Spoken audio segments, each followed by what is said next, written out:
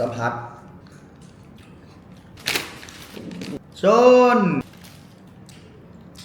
ใส่จุกๆเลยใส่จุกๆเลยนี่สบายดีที่นี่ปากเซ่ มาเนี่ยไปงานแฟชั่นซูเปอร์เนาะอะไรสินค้ามาหลากหลายเนาะมาเนี่ย เป็นซื้ออย่างมาเนี่ย โอ้โหหลายอย่างเดี๋ยวเพิ่งน้ำกัน แฟนซีซูเปอร์มาร์ทคือมีโปรโมชั่นหลากหลายแนวเนาะคือเลือกมา 2-3 โปรโมชั่นนี่แหละเดี๋ยวมาลุ้นกันว่ามันข้างในมีอย่างไรทุกคนก็อาจจะเคยเห็นผ่านๆแล้วก็หาซื้อได้ตามเฟรนชิพทุกสาขาใช่แตนโลโซ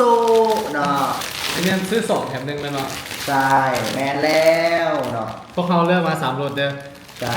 เดี๋ยวเขาจะมาลองซิมกันแต่ละรสชาติ สิบเหมือนกันนะ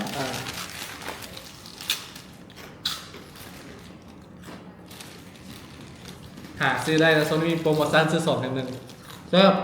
หอมติดหวานติดเค็มหน่อยนึง แมนตัวนี้ เอารสสาลาย นี่นี่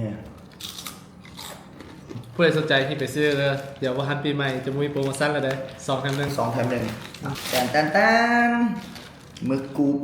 บอู้ข้างในมันเป็นซ่องสัมผัส ได้ถึงพริกถึงขิง ของแก้มชื่อว่า ปีใหม่ โอเค เล เลย ย เดี๋ยวไปอันตัวไปแล้วก็คือมะขามสาลัดเนาะ รสดั้งเดิมนี่รสดั้งเดิมขามสาลัด จนนี่ รสชาติเป็นยังไง ยำเพื่อนดิ ลองเลยทุกคนคล้ายๆคือมะขามหวานซุปใหม่ อืม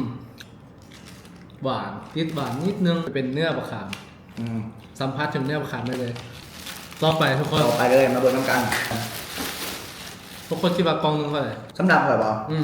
30,000 ทอดอ่ะตัวใหม่ตัวหนึ่ง บ่ถือบอก บอกกล่องหนึ่ง15มันกีบหาก่อนลูกค้าซื้อ2กล่องมัน20มันกีบ 2 กล่อง3,000 ก็แสดงว่าตกกล่องหนึ่งแมน10มันกีบเขาซื้อ2กล่องเดี๋ยวเขาสิมาลองซิมนะดูแทบบ่ อู้เพิ่น